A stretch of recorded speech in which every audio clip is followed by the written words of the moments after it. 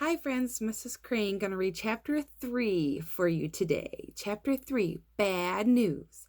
After a few days, we all forgot about that dumb test. Life went on. Andrea was annoying as usual. I had a pee-wee football game and my team won. Ryan had his birthday and his mom brought in brownies for the whole class. A week later, Mr. Granite was trying to teach us math when an announcement came over the loudspeaker. All classes, please report to the all-purpose room for an assembly. Not again, yelled Mr. Granite. Every time he tries to teach us math, we get called to an assembly. We had to walk 1,100,000 miles to the all-purpose room, which has a dumb name because you can't go scuba diving in there. Neil, the nude kid, was a line leader. Alexia was a door holder. When we got to the all-purpose room, I had to sit between Andrea and Emily. Ugh. Andrea's elbow touched my elbow for a second, and I thought I was going to die. Our principal, Mr. Klutz, was waiting for us on the stage. He has no hair at all. I mean none. I bet his head slips off the pillow when he's trying to sleep at night. I just got the results back from the test you took last week, Mr. Klutz announced. I hope we did well, Emily whispered to Andrea. I know I got all the answers right, Andrea whispered back. I looked them up in my encyclopedia when I got home. Our school did horribly, Mr. Klutz announced. What? Everyone gasped. Elementary school got the worst scores in the whole county, said Mr. Klutz, shaking his head sadly. I went to a meeting and the principal of Mora 4th grade school was laughing at me. Clearly, you children don't know basic history. I hate to say this, but if we don't bring up our test scores, our school is going to be closed. I jumped up from my seat. Yay! I shouted, no more school, no more school, no more school. I figured everyone was going to jump up from their seats and start chanting, no more school with me. I looked around. Nobody else was standing.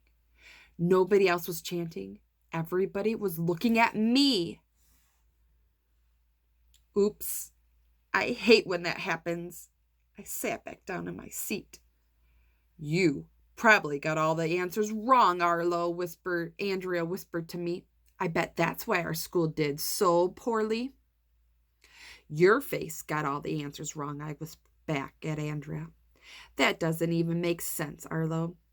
Your face doesn't make any sense, I told Andrea. Everybody was talking and whispering to each other until Mr. Klutz held up his hand and made a peace sign, which means, shut up. I have decided to bring in a professor from the local college to help teach you students history, he announced. What? As everybody gasped again. We don't want to learn history from some boring college teacher, somebody yelled. Everybody was upset, even some of the teachers. Oh, you're going to like Dr. Nicolas, Mr. Klutz told us. She's a world-famous historian who has traveled everywhere and written many books about history. She was even on Oprah. Everyone gasped and said, wow, which is mom upside down. What was she doing on Oprah? Asked Ryan.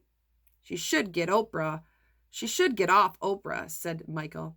Oprah could get hurt, said Alexia. Is Oprah okay? Said Emily. Who's Oprah? I asked. Dr. Nicolas will be coming into your classroom to teach you some basic history that everybody should know, said Mr. Klutz. Then a week from today, you'll get a chance to take that test over again.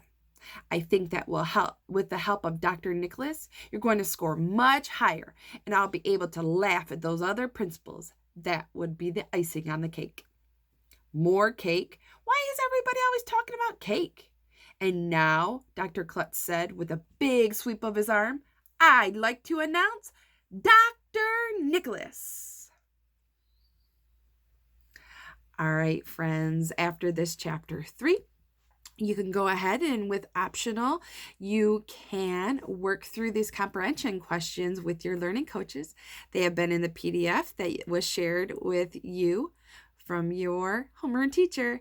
Thanks, and come back tomorrow for chapter 4.